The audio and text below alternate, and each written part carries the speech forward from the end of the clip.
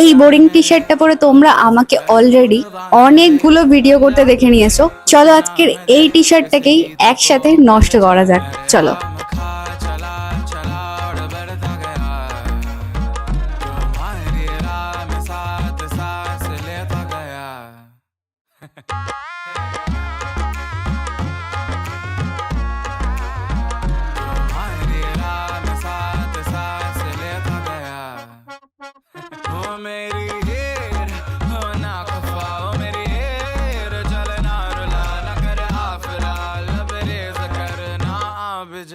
Finally complete তো হয়ে গেছে। এটা একটু টিকটক স্টাইলে পরে দেখাই, চলো।